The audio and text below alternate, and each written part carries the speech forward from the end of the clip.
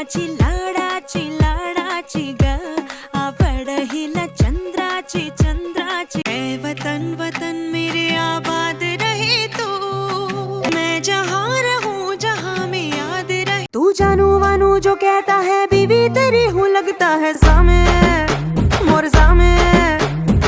आज हम बात कर रहे हैं फिल्मी दुनिया की एक ऐसी गायिका के बारे में जिन्होंने न सिर्फ अनगिनत सुपरहिट गाने दिए हैं बल्कि वो खुद किसी फिल्मी हीरोइन से कम नजर नहीं आती, जिन्होंने न सिर्फ गाने गाए बल्कि स्टेज परफॉर्मेंस के दौरान उनका अंदाज किसी स्टार से कम नहीं होता।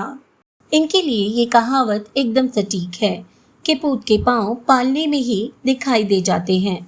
मेरी जिंदगी में आए हो और वैसे आए हो तुम जो खुल गया है सांसों। क्योंकि जब वो एक छोटी बच्ची थी तभी से वो अपने आसपास होने वाले सभी कार्यक्रमों में हिस्सा लिया करती थी।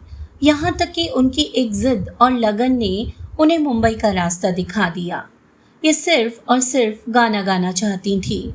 आ भी जा ऐ सुबह। और इसीलिए उन्होंने 10वीं कक्षा के बाद ही पढ़ाई करना बंद कर दिया। गाने को सीखने के लिए ये उस समय दूसरे गायकों की कैसेट्स लगाकर उस गाने को सुनकर और समझकर रियाज करती थी। वो तेरे मेरे इश्क का एक शायराना दौर। लेकिन आपको जानकर आश्चर्य होगा कि बहुत सारे हिट गानों के बाद भी इनकी आवाज को कई बार रिजेक्ट कर दिया जाता। फिर भी जो मुकाम इस गायिका ने फिल्म जगत में बनाया है वो हर किसी का सपना होता है। न सिर्फ गायिकी बल्कि इन्होंने एक्टिंग भी की और वहाँ भी इन्होंने साबित कर दिया कि ये एक्टिंग में भी अच्छा कर सकती हैं।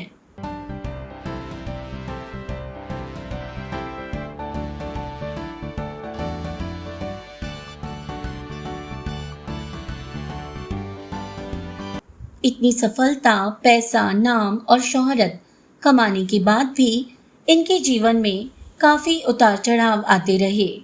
हालांकि वो समय खुद इन्होंने इनके एक गलत फैसले के बदौलत देखा। वो तेरे मेरे इश्क का एक शायराना दौर। लेकिन उससे बाहर निकलकर इन्होंने अपनी गलती को सुधारा भी और ये फिर से आगे बढ़ गई। जानेंगे इस गायिका की जिद, लगन और उस गलती के बारे में। आप बस बने रहिए हमारे साथ। नमस्कार दोस्तों, मैं हूँ ज्योति और आप देख रहे हैं बॉलीवुड क्लासिक एरा। आज हम बात कर रहे हैं एक ऐसी गायिका के बारे में जिन्होंने हर बड़ी अदाकारा के लिए अपनी आवाज़ दी। जो भी गाने इन्होंने गाए वो बेहद पसंद किए गए। प्यार की ये कहानी सुनो, एक लड़का था एक लड़की थी। फिल्म चाहे चले ना चले पर इनके गाए हुए गाने हमेशा लोगों की जुबान पर आ जाते। महबूब मेरे तेरी आंखों से मुझे पीने दे, कुछ दर्द है मेरे सीने। हम बात कर रहे हैं सिंगर सुनिधि चौहान की, जो बचपन में निधि चौहान हुआ करती थी, लेकिन उन्हें कल्याण जी आनंद जी जैसे महान म्यूजिक डायरेक्टर जोड़ी ने सुनिधि बना दिया। सुनिधि का जन्म 14 अगस्त 1983 में दिल्ली में हुआ था। राजपूत घराने में जन्मी सुनिधि चौहान के पिता दुष्यंत चौहान का रुझान भी एक्टिंग में था, इसीलिए वे दिल्ली में एक थिएटर ग्रुप से जुड़े थे।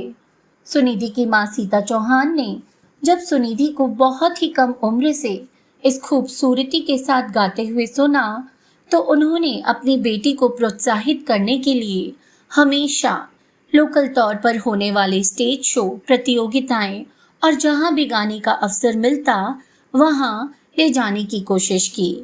तब छोटी सी 6 साल की सुनिधि वहां गाती तो लोग आश्चर्यचकित रह जाते।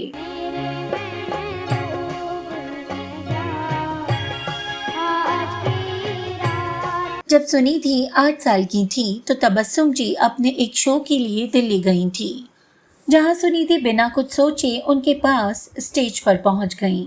पहले तो तबस्सुम जी ने मना कर दिया।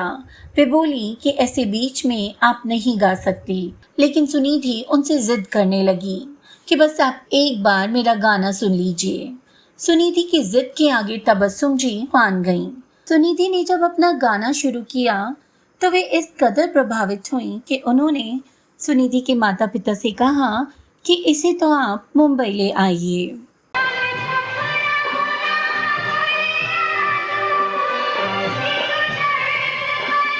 बस इस घटना के बाद सुनिधि के माता पिता अपनी दोनों बेटियों को लेकर मुंबई आ गए। यहाँ वे लोग तबस्सुम जी से फिर मिले। तबस्सुम जी भी यहाँ पीछे नहीं हटीं और उन्होंने सुनिधि का गाना बड़े बड़े संगीतकारों को सुनवाया, जिसमें से एक थे आदेश श्रीवास्तव, जिन्होंने सुनिधि को उनका पहला ब्रेक दिया। ये गाना था लड़की दीवानी देखो लड़का दीवाना।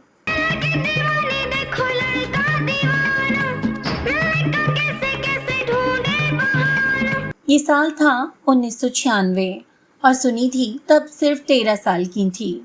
फिल्म का नाम था शस्त्र। यही नहीं, सुनिधि को उसी साल लता मंगेशकर ट्रॉफी से भी नवाजा गया, क्योंकि उन्होंने दूरदर्शन के शो मेरी आवाज़ सुनो में हिस्सा लिया और वे वहाँ भी जीत गईं।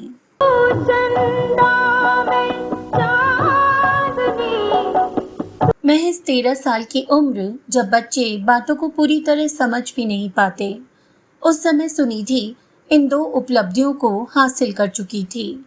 इसके बाद सुनिधि को विधिवत शास्त्रीय गायन की शिक्षा भी दिलाई गई ताकि वे खुद को और तराश सकें।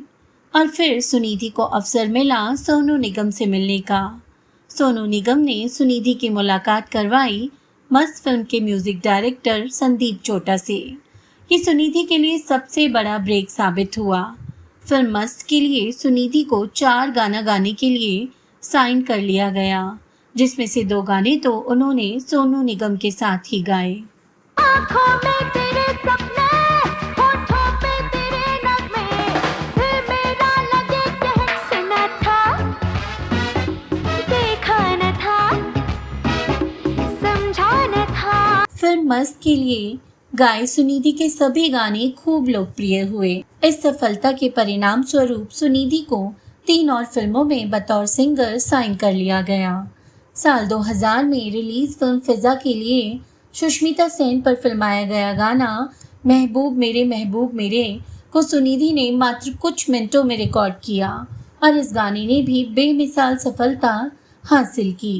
इन सफल गानों के बाद सुनिधि को कभी भी पीछे मुड़कर देखने की ज़रूरत नहीं पड़ी। सुनिधि के कुछ बेहतरीन गाने जैसे बनता ही क्या है जो नाचे न गाए, हाथों में तू हाथ थाम ले, इश्क तो गले से लगा ले, एक झलक को तेरे इश्क की दीवानगी सर पे चढ़ के बोले,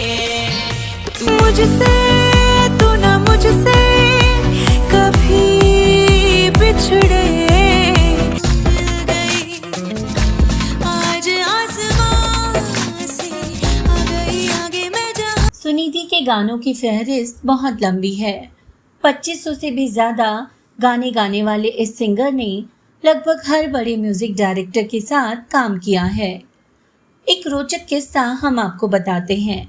दरअसल फिल्म अजनबी के समय सुनिधि की आवाज़ को भारी बताते हुए अब्बास मस्तान ने करीना पर फिल्माए जाने वाले एक गाने के लिए उन्हें रिजेक्ट कर दिया। वहीं दूसरी तरफ फिल्म के संगीतकार अन्नू मलिक वो गाना सिर्फ सुनिधि से ही रिकॉर्ड करवाना चाहते थे और हुआ भी वही। अन्नू मलिक ने वो गाना सुनिधि से ही रिकॉर्ड करवाया और यहाँ भी सुनिधि ने अपनी आवाज़ का जादू बिखेर दिया। ये गाना खूब पसंद किया गया। मेरी जिंदगी में अजनबी का इंतजार है। जब भी सुनिधि से उनकी आवाज़ के भारीपन के विषय पर चर्चा की जाती है तो वे कहती हैं कि मैं इसे एक कॉम्प्लीमेंट की तरह लेती हूँ। सुनने वालों को मेरी आवाज़ पसंद है तो मुझे और क्या चाहिए। अब बात करते हैं सुनिधि चौहान की निजी जिंदगी के बारे में। सुनिधि जब सिर्फ 18 साल की थी तो उन्हें कोरियोग्राफर बॉबी खान से प्यार हो गया। बॉबी खान कोरियोग्राफर अहमद खान के भाई हैं। सुनिधि बॉबी खान से लगभग 14 साल छोटी थी, इसीलिए सुनिधि के माता पिता इस शादी के पक्ष में नहीं थे। एक तो खुद सुनिधि की उम्र शादी की नहीं थी, उस पर बॉबी खान मुस्लिम थे। ये दोनों कारण थे कि सुनिधि के माता पिता इस शादी के लिए तैयार नहीं थे। पर छोटी उम्र के इस प्यार का जादू सुनिधि के सर पर चढ़कर बोल रहा था। इसीलिए माँ बाप की इच्छा के विरुद्ध भी सुनिधि ने बॉबी खान से 2002 में शादी कर ली। महज 19 साल की उम्र में हुई शादी सिर्फ 1 साल बाद ही टूट गई। माना जाता है कि शादी के बाद दोनों के बीच काफी तनाव रहा, यहाँ तक कि सुनिधि को बॉबी खान के परिवार से काफी यातनाएं मिली। सुनिधि जब इस शादी से बाहर निकली तो फिर दोबारा 10 साल तक उन्होंने सिर्फ अपने करियर पर ही ध्यान दिया। लेकिन एक बार फिर से सुनिधि ने म्यूजिक डायरेक्टर हितेश सोनिक से साल 2012 में शादी कर ली और 2018 में वे एक बेटे की मां बनी। हालांकि कभी कभी सुनिधि की दूसरी शादी में तनाव की खबरें भी सुनने को मिली, लेकिन वे सिर्फ अफवाह बनकर ही रह गईं। आज सुनिधि अपनी मैरिड लाइफ में खुश हैं। बात करें सुनिधि के अचीवमेंट्स की तो सुनिधि ने बहुत से गानों के लिए स्पेशल अपीयरेंस भी दी है, जहां वे खुद किसी भी हीरोइन से कम नजर नहीं आती। वहीं साथ ही सुनिधि ने शॉर्ट फिल्म प्लेइंग प्रिया में काम भी किया है। फोर्ब्स इंडिया मैगजीन में लगातार 4 सालों तक टॉप 100 सेलिब्रिटी की लिस्ट में सुनिधि का नाम शामिल रहा है।